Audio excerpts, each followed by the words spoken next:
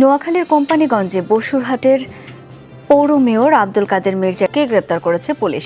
ভোরে চন্দ্রগঞ্জ এলাকা থেকে তাদেরকে গ্রেপ্তার করা হয়। নির্যাতনের শিকার পরিবারের সদস্যরা জানান, তার ছেলে নেতৃত্বে হেলমেট বাহিনী এবং তার ভাগিনার নেতৃত্বে কিশোর গ্যাং, এই দুই বাহিনীর তাণ্ডবে কারো বাড়িঘর নিরাপদ ছিল না। আমাদের পুরা কোম্পানিগঞ্জে এবং বসুরহাট পৌরসভায় ৬৮টি বাড়ি ভাঙচুর করা হয়েছে।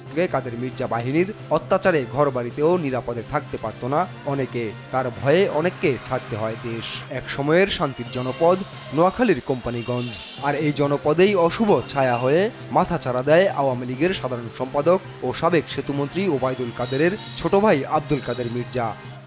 কোম্পানিগঞ্জে নিজেকে গডফাদার হিসেবে প্রতিষ্ঠিত করেন কাদের মির্জা, গড়ে তোলেন নিজস্ব বাহিনী। তার ছত্রছায়ায় চলত কিশোর গ্যাং, তাকে চাঁদা না দিয়ে তোলা যেত না ঘরবাড়ি, কেনা বেচা হতো না কোনো জমি, আর প্রবাসীদেরও চলতে হতো চাঁদা দিয়ে। তার চাঁদাবাজির হাত থেকে রেহাই পাননি দিন এনে দিন খাওয়া রিক্সা চালকরাও যেই চাঁদাবাজের কাছ থেকে রেহাই পায়নি, সে কত বড় চাঁদাবাজ, দুর্নীতিবাজ, লুটপাটকারী, এটা শুধুমাত্র এই একটা উদাহরণের মাধ্যমেই বোঝা যায়। কাউয়া কাদের খ্যাত ওবায়দুল কাদেরের ভাই মির্জা কাদের, সে মুখে ন্যায় নীতির কথা বললেও বাস্তবে সে ছিল ভয়ঙ্কর এক চাঁদাবাজ, লুটপাটকারী, অবৈধভাবে অন্যর জমি দখলকারী এবং এক দুর্নীতিবাজ। যেহেতু কাউয়া কাদের খ্যাত ওবায়দুল কাদের সে আওয়ামী লীগ ক্ষমতায় থাকা অবস্থায় আওয়ামী লীগের সাধারণ সম্পাদক ছিল, সে কারণেই এই ওবায়দুল কাদেরের প্রভাব খাটিয়েই যত প্রকার দুর্নীতি, চাঁদাবাজি, লুটপাট সব এই মির্জা কাদের সে নোয়াখালী কোম্পানিগঞ্জে করে আসতো। এবং তার কাছ থেকে নোয়াখালীর উচ্চ পেশা থেকে নিম্ন পেশা যত ধরনের মানুষ আছে, কোনো মানুষই এদের কাছ থেকে নিরাপদ ছিল না। তবে তখন আওয়ামী লীগ ক্ষমতায় থাকার কারণে কেউ কথা না বলতে পারলেও এখন যেহেতু সবাই স্বাধীন, এখন কিন্তু সব জায়গা থেকে এটার প্রতিবাদ হচ্ছে এবং ইতিমধ্যেই দুর্নীতি, লুটপাট, চাঁদাবাজি সহ বিভিন্ন অভিযোগে ইতিমধ্যেই ধরা পড়েছে ওবায়দুল কাদের, কাউয়া কাদের খ্যাত ওবায়দুল কাদেরের ভাই মির্জা কাদের। দর্শক, এ বিষয়ের কিছু অংশ ভিডিওর শুরুতে শিরোনামে আপনারা দেখে এসেছেন, বিস্তারিত দেখবেন পুরো ভিডিও জুড়ে। এই বিষয়গুলো দেখার পূর্বে আপনাদের একটা অনুরোধ করব, যারা আমাদের চ্যানেলে নতুন আসছেন চ্যানেলটি সাবস্ক্রাইব করে অল ক্লিক করে বেল আইকনটি চালু করে দিবেন, তাহলে নিত্য নতুন পরিবেশন করা আলোচিত সংবাদগুলো অটোমেটিকভাবে আপনারা পেয়ে যাবেন।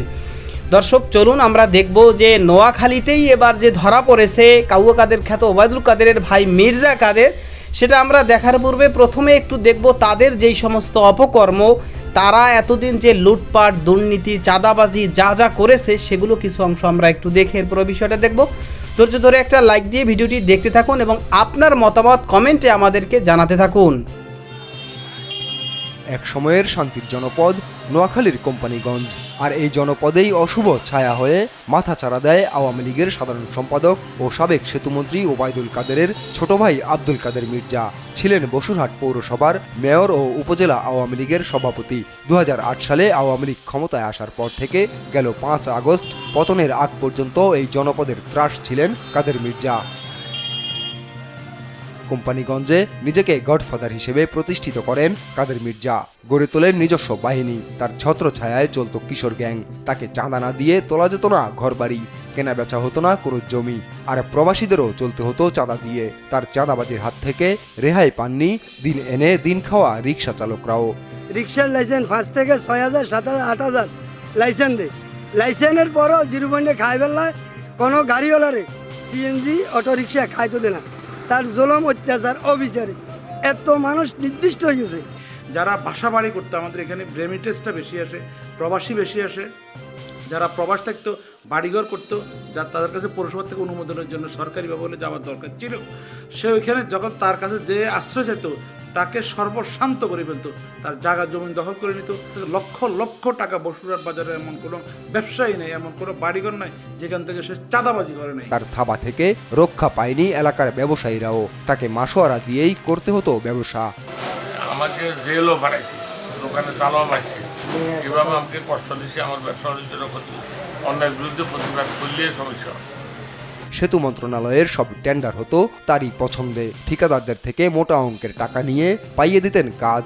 কাদের মির্জার ত্রাসের রাজত্বে অনিরাপদ ছিল নিজ দলের নেতাকর্মীরাও। বিরোধী দলের নেতাকর্মীদের দমন পীড়নের সঙ্গে তার মতের বিরুদ্ধে গেলে নিজ দলের কর্মীদের উপরও নেমে আসতো নির্যাতনের খড়গ। শুধু শারীরিক নির্যাতনেই ক্ষান্ত হতেন না কাদের মির্জা, মিথ্যা মামলা দিয়ে করতেন হয়রানি। তৎকালীন বিরোধী দল বিএনপি জমা ছাড়াও তার নিজের দলের নেতাকর্মীরা সবচেয়ে বেশি নির্যাতিত হয়েছেন। তার নির্যাতনের ভয়ে অনেক আওয়ামী লীগ নেতাকর্মী এলাকা ছাড়িয়েছেন। নুন নবী চৌধুরী চেয়ারম্যান সাহেবকে হাত পা ভেঙে দিয়েছেন। সাবেক উপজেলার চেয়ারম্যান তাকে পঙ্গু করে দিয়েছেন। মন্ত্রণালয়ের মেগা প্রজেক্ট যেসব কাজগুলা হয় বিভিন্ন জেলাতে, ওই ধরনের ঠিকাদারগুলা তার কাছে টাকার বস্তা নিয়ে গাড়ি নিয়ে এখানে পৌরসভাবাসী বসে থাকে। তখন সে ওবায়দুল কাদের সাহেবকে বলে, এটা আমার অমুক পছন্দের ঠিকাদার, ওকে কাজটা দিবেন। এখানে পার্সেন্টেজ সে টাকাগুলা গণে নিয়ে যেত। দখলে নিয়ে ঘর তুলে ও খালের পাশে দোকান বানিয়ে আত্মসাৎ করেছেন কয়েক কোটি টাকা। সেই সঙ্গে কাদের মির্জা বাহিনীর অত্যাচারে ঘর বাড়িতেও নিরাপদে থাকতে পারত না অনেকে। তার ভয়ে অনেককে ছাড়তে হয় দেশ।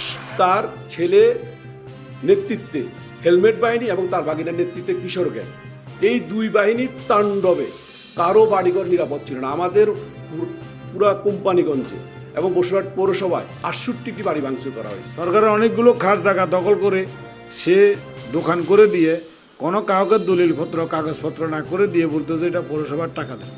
একটা খামাকা রসিদ দিয়ে টিয়া কালেকশন করতেন, কিন্তু সরকারি কোষাগারে টাকা জমা হতো না। এরপরে খালের বাজার রাস্তার নামে প্রত্যেকটা দোকান থেকে সে টাকা নিয়েছে। শুধু তাই নয়, অভিযোগ আছে পৌরসভার 4র্থ তলা ও তার দলীয় অফিসে ছিল টর্চার সেল, যাকে কাদের মির্জার থানা বলে ডাকা হতো। পৌরসভার অফিসের 4র্থ তলায় হচ্ছে টর্চার সেল, এটা বিকল্প থানা। এখন যে সে দলীয় অফিস করেছে এটা একটা বিকল্প থানা। এই বিগত রাজনৈতিক আমলে আমাদের অনেক নেতা কর্মীকে ধরিয়ে আনি সেখানে ফিরি তারপরে সিলিবাকান্দি থানা দিয়ে দিতে তারা গ্রেফতার দেখান, এটা করেন সেটা করেন। পুলিশ নিরুপায় হইয়া এই ছাত্রদেরকে ছেলেদেরকে গ্রেফতার করত। গেল 5 আগস্ট আওয়ামী সরকারের পতনের পর তার বাড়িতে পাওয়া যায় পুলিশের পোশাক, যা ব্যবহার করে মানুষকে তুলে আনত তার বাহিনীর সদস্যরা। কাদের মির্জাকে দ্রুত গ্রেপ্তার করে শাস্তি নিশ্চিতের দাবি এলাকাবাসীর। নোয়াখালীর কোম্পানিগঞ্জের বসুরহাট বাজারের আরডি শপিং মল। ব্যাংক থেকে লোন নিয়ে বাবার সম্পত্তির ওপর এ মল গড়ে তোলেন নুরুদ্দিন মোহাম্মদ জাহাঙ্গীর হেলাল।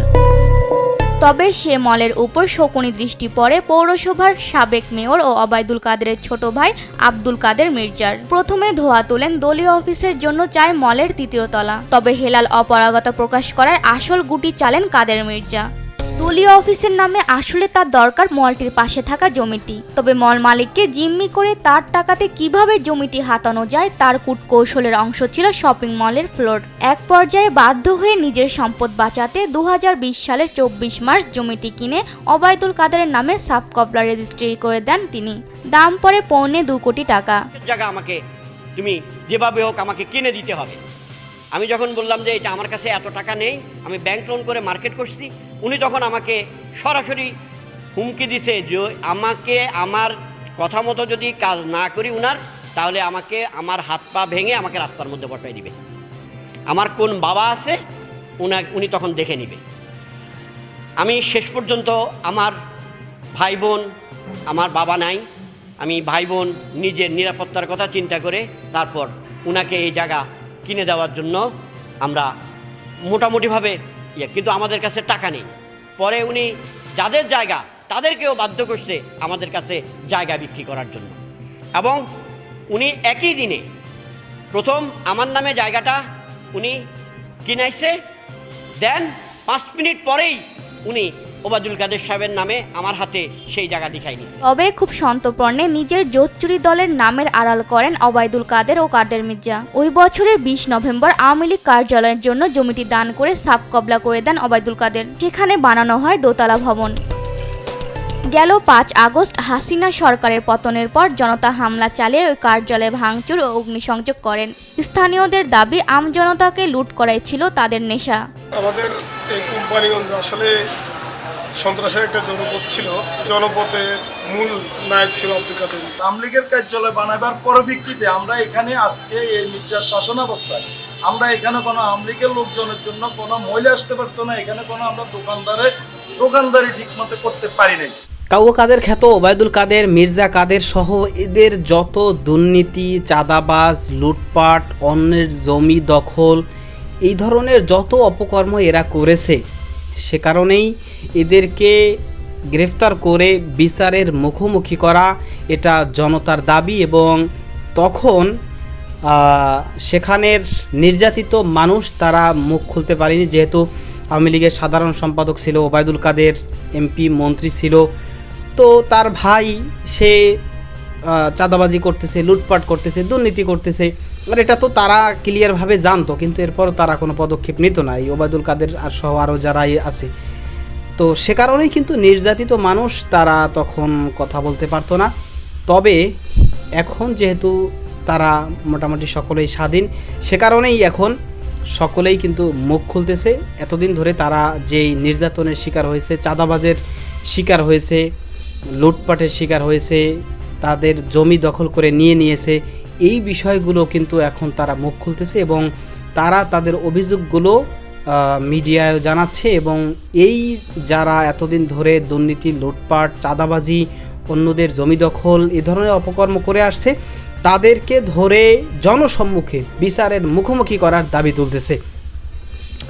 তো আসলে এই যে ওবায়দুল কাদেরের ভাই মির্জা কাদের, সে যে তখন আমরা দেখেছি যে অনেক সময় ওবায়দুল কাদেরের বিরুদ্ধে বলেছে, মানে আমাদেরকে সে দেখিয়েছে যে সে মূলত যেটা ন্যায় নীতি সেটা সে মানে এবং সে অনুযায়ী সে চলে, এইভাবে সে মানে একটু ভালো হওয়ার জন্য মুখে মুখে কিছু সাফাই গাইছে, কিন্তু ভিতরে ভিতরে মূলত এরকম কিছু ছিল না। এবং তারা মূলত এই কিভাবে অন্যদের জমি দখল করে খাওয়া যায়, কিভাবে লুটপাট করা যায়, কিভাবে দুর্নীতি করা যায়, চাঁদাবাজি করা যায়, সেগুলোই কিন্তু তারা একের পর এক করে আসছে।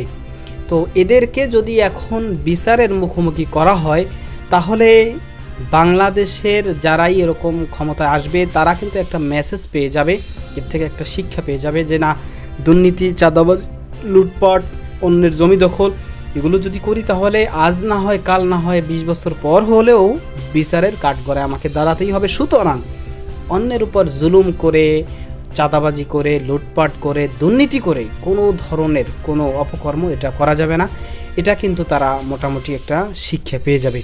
তো যার কারণেই এখন বাংলাদেশের বিশেষ করে সেই নোয়াখালীর যে সমস্ত মানুষ এই ওবায়দুল কাদের, মির্জা কাদের সহ আরও দুর্নীতিবাজ যারা রয়েছে তাদের কাছ থেকে যারাই নির্যাতনের শিকার হয়েছে তারা এখন মুখ খুলতে শুরু করেছে এবং তারা এদেরকে জনসম্মুখে বিচারের মুখোমুখি করার দাবি ক্লিয়ারভাবে সকলে তুলতেছে।